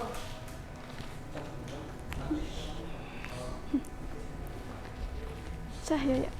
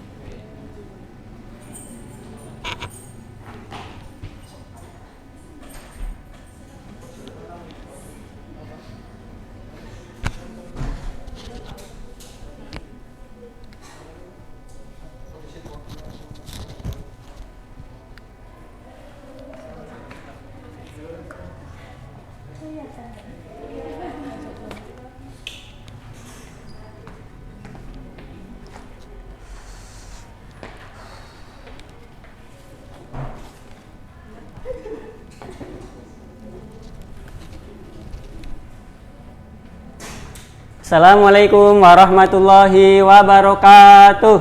Waalaikumsalam warahmatullahi wabarakatuh. Pagi anak-anak. Pagi, Guru. Ya. Sebelum kita memulai pelajaran pada pagi hari ini, alangkah baiknya kita berdoa ya.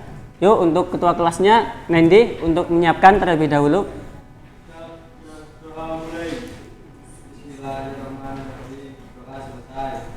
Ya, terima kasih.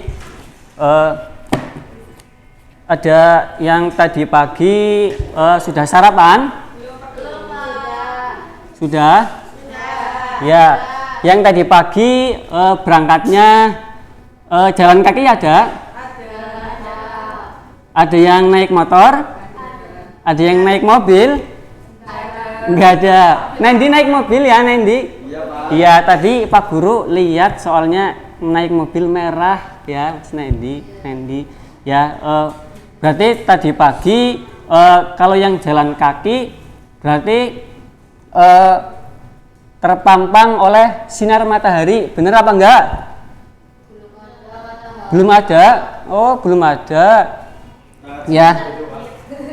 Kalau di rumah Pak Guru di sana itu sudah ada matahari karena dekat pantai rumahnya Pak Guru ya.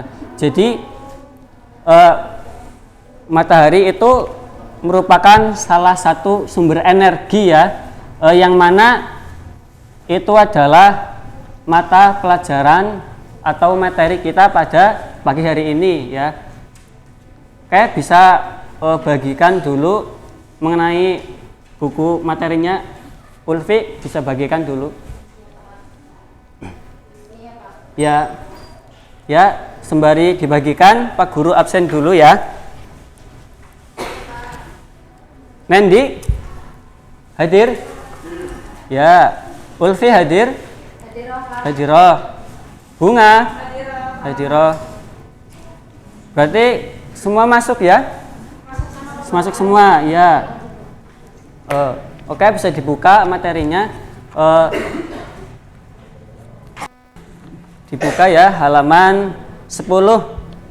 Ya, di situ ada materi judul yaitu sumber energi ya. Sumber energi itu ada berapa? Ada yang tahu? Dibagi menjadi berapa? Sumber energi itu dibagi menjadi dua ya. Yang mana sumber energi yang dapat diperbaharui dan sumber energi yang tidak dapat diperbaharui ya. Apa sih sumber energi yang tidak dapat diperbaharui? Ada yang tahu? Belum tahu ya. Jadi sumber energi yang dapat diperbaharui itu adalah sumber energi yang ketersediaannya itu tidak terbatas ya, tidak terbatas. Iya, banyak atau terus menerus ya. Seperti contohnya ada tadi yang Pak Guru pertanyakan matahari, dan juga ada air yang kalian mandi tadi pagi mandi atau tidak? Mandi. Ada yang mandinya pakai air hangat? Nah, pakai air dingin? Enggak ada.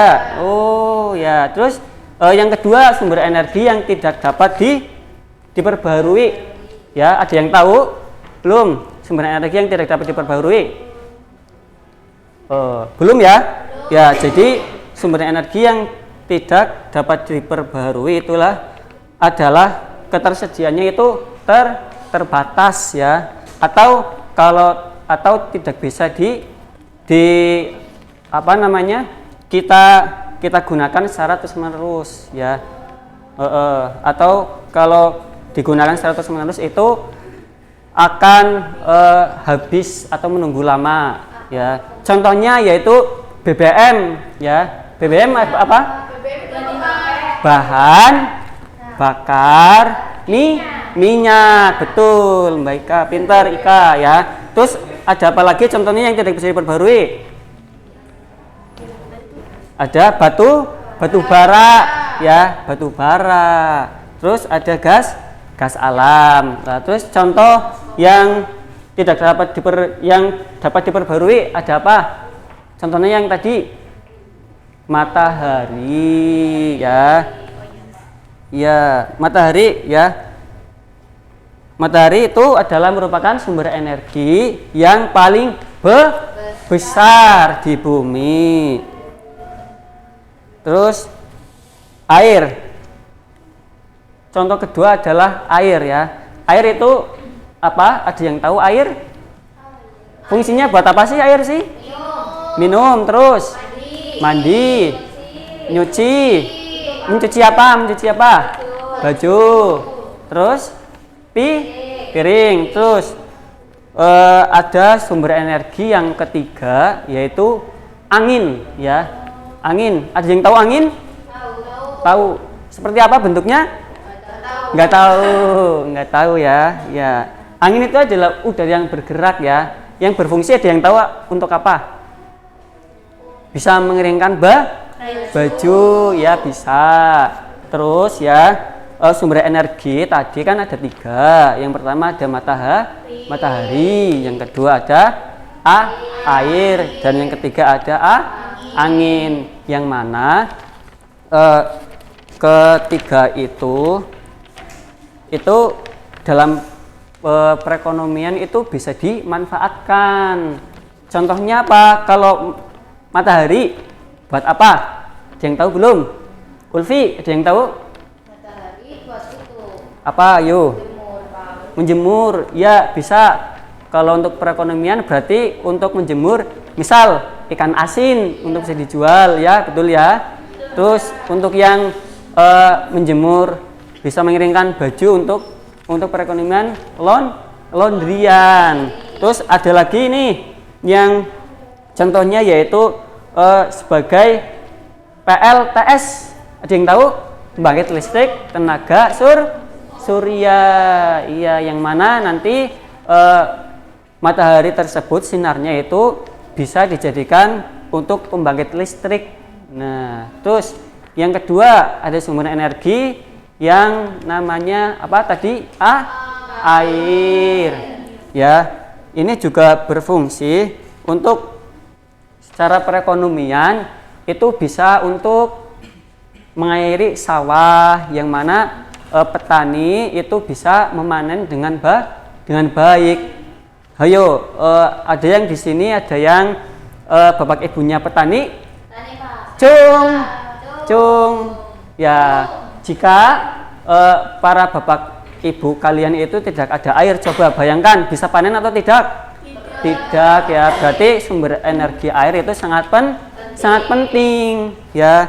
Itu yang contoh yang pertama. Yang kedua itu ada memperbagus panen di kebun-kebun ya, sama seperti petani, yang mana jika kalau tidak ada air itu akan susah panennya, seperti kayak kebun-kebun apel, terus kebun-kebun jeruk dan sebagainya. Terus perekonomian, contohnya yang ketiga yaitu sebagai PLTA, pembangkit listrik tenaga air ya. Itu bisa dimanfaatkan untuk itu. Yang ketiga ada angin ya. Itu bisa dimanfaatkan untuk pembangkit listrik tenaga angin ya. Angin. Betul. Terus Bapak ini ada sebuah media ya. Ya, bisa kalian amati gambarnya, yang mana nanti ada tiga apa ini? Sumber energi ya. Sumber energi ada matahari, air dan angin. Yuk, tuliskan manfaat dari sumber energi matahari. Ulfi, tuliskan. Ya, matahari manfaatnya untuk apa? Di mana, Pak? Di sini tengah-tengah. PLTS ya, betul. Maju yuk. Umi, manfaat dari terserah air atau angin. Yuk, manfaatnya sebagai apa?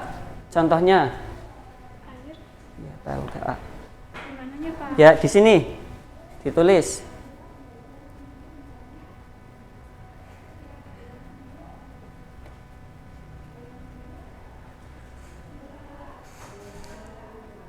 Ya, terima kasih. Terus yang ketiga ada angin. Yuk, maju.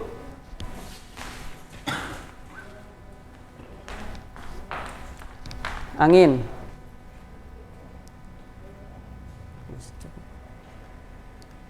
Ya, pinter ya. Itu ya pelajaran hari ini mengenai energi surya. Mungkin ada pertanyaan? Tidak ya? Kalau tidak, Bapak cukupkan materi hari ini. Sekian, wassalamualaikum warahmatullahi wabarakatuh. Waalaikumsalam warahmatullahi wabarakatuh.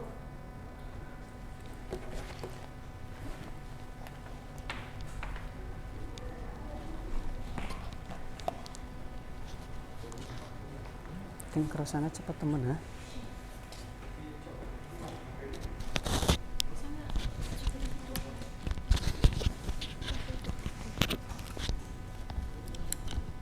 Satunya di mana? Satunya lagi.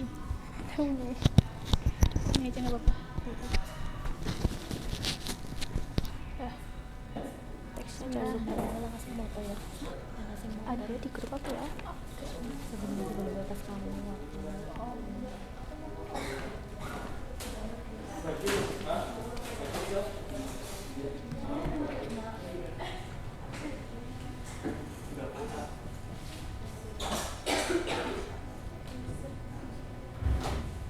Assalamualaikum warahmatullahi wabarakatuh.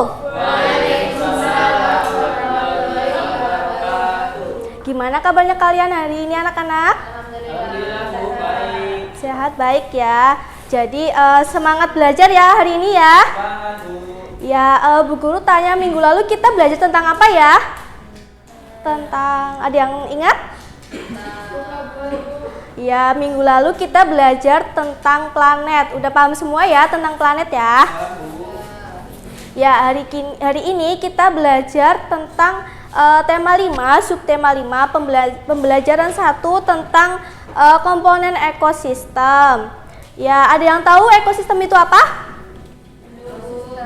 Ya, belum tahu ya. Jadi ekosistem itu adalah hubungan antara makhluk hidup dan benda tak hidup pada suatu lingkungan tertentu. Ibu punya contoh gambar. Di sini kalian amati. Ada apa saja ya? Ya, ada. Ada bebek, ada bangau, lalu ada apa saja? Ada langit, ada pohon. Iya, ada tumbuh-tumbuhan dan ada hewan-hewannya ya. Jadi tumbuhan dan hewan itu termasuk makhluk hidup atau benda tak hidup? Benda makhluk hidup ya. Jadi termasuk komponen jenis apa? Ada yang tahu? Jadi makhluk hidup itu termasuk jenis komponen ekosistem biotik. Biotik itu adalah suatu komponen ekosistem makhluk hidup. Udah paham ya? Lalu yang kedua, ini ada gambar. Yang kedua ada apa saja ya? Ada sinar matahari. Iya, ada sinar matahari. Lalu ada apa lagi? Udara, pantai, laut, pasir ya. Ya, jadi ini termasuk makhluk hidup atau benda tak hidup? Benda tak hidup ya. Termasuk komponen jenis apa? Abiotik. Iya, pinter. Termasuk jenis komponen abiotik. Apa abiotik, Mbak Diswa? Komponen ekosistem yang? Tak hidup. Iya, pinter. Tak hidup. Setelah mempelajari gambar yang ada di buku guru berikan tadi, kalian buka bukunya halaman 5 ya. Coba dibuka. Itu ada teks bacaan, kalian baca, lalu kalian nanti tentukan pokok pikiran dan informasi penting ya. Nah, sebelum kalian mengerjakan pokok pikiran dan informasi penting, Bu Guru mau tanya, pokok pikiran itu apa ya? Ada yang tahu? Iya, pokok pikiran itu adalah ide utama dari setiap paragraf. Jadi, nanti kalian isi pokok pikiran dan informasi penting. Bu Guru kasih waktu 2 menit dari sekarang ya, bisa? Yo, mulai kerjakan ya. Sudah? Iya, coba Mbak Ulfi, paragraf pertama, pokok pikirannya apa? Paragraf pertama. Semua makhluk hidup memerlukan lingkungan tertentu untuk memenuhi kebutuhannya. Iya, informasi pentingnya. Informasi pentingnya, makhluk hidup memerlukan lingkungan. Iya, pinter. Benar atau salah anak-anak? Betul. Iya. Lalu paragraf yang kedua, Mbak Ika coba.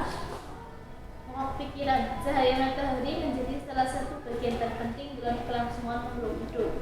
Sedangkan air dan tanah merupakan bagian penting untuk sebuah lingkungan. Informasi pentingnya. Cahaya matahari menghangatkan udara, air dan tanah agar mencapai suhu yang sesuai kebutuhan hidup makhluk hidup. Cahaya matahari juga membantu tumbuhan membuat makanan. Air dalam tanah dimanfaatkan untuk tumbuhan yang hidup di atasnya dan makhluk hidup kecil lainnya yang hidup di dalam tanah.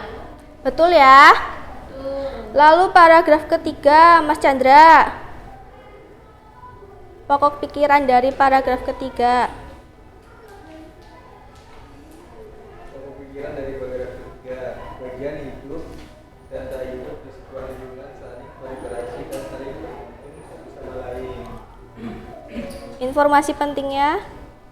Interaksi antara makhluk hidup dan benda-benda hidup di sebuah lingkungan disebut ekosistem. Ekosistem disusun oleh individu, populasi, Lalu yang paragraf terakhir, coba Mbak Bunga, pada pokok pikirannya. Paragraf ini menjelaskan tentang apa itu individu, populasi, dan komunitas. Ya betul, informasi pentingnya. Individu adalah makhluk hidup mundial, misalnya seekor kambing, seekor burung, dan sebuah buah cemara. Terus populasi adalah kumpulan individu sejenis yang menempati suatu daerah tertentu. Komunitas adalah populasi makhluk hidup di suatu daerah tertentu. Ya, udah paham semua ya. Jadi ketika kalian ingin menentukan pokok pikiran itu ada beberapa hal yang harus diperhatikan. Yang pertama itu kalian harus membaca seluruh kalimat dalam paragraf. Yang kedua, perhatikan kalimat pertama dan kalimat terakhir. Yang ketiga, menentukan kalimat yang merupakan kalimat utama paragraf tersebut. Dan yang terakhir, pokok pikiran dirumuskan dari kalimat utama paragraf. Sudah paham semua ya? Sudah. Ya. Jadi oh ya, Bu Guru mau tanya, di sini ada yang punya hewan peliharaan di rumah? Ya. Punya apa saja, Mas Nendi? Kucing ya, lalu Mbak Diswa punya nggak? Kambing, Bu. Kambing, lalu apa lagi? Ayam, lalu? Bebek, kelinci. Iya, nah setiap hewan itu makanannya berbeda-beda atau sama? Kalau kucing makanannya apa, Mas Nendi? Ikan ya, ikan atau daging ya. Kalau kambing makanannya apa? Rumput. Iya, lalu apa lagi? Hewan ayam. Makanannya apa? Makan bebas itu. Pemakan segala ya. Iya. Jadi ada ayam itu makanan biji-bijian atau cacing itu termasuk jenis hewan omnivora atau pemakan segala. Apa? Pemakan segala. Atau apa? Omnivora. Lalu sapi makannya rumput, termasuk pemakan herbivora. Apa? Herbivora. Atau pemakan tumbuh-tumbuhan atau rumput. Lalu ada singa makan daging ya. Makan daging itu termasuk jenis karnivora atau pemakan daging. Sudah jelas ya? Ada yang mau ditanyakan? Tidak ya. Ya cukup sekian ya pembelajaran kali ini ya. Boleh kemas-kemas? Sudah? Ya. Silakan berdoa dipimpin oleh Mbak Niswa.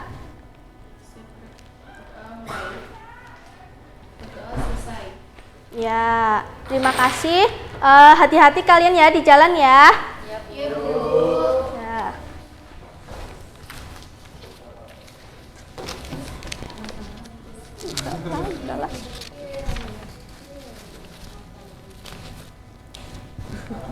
Udahlah.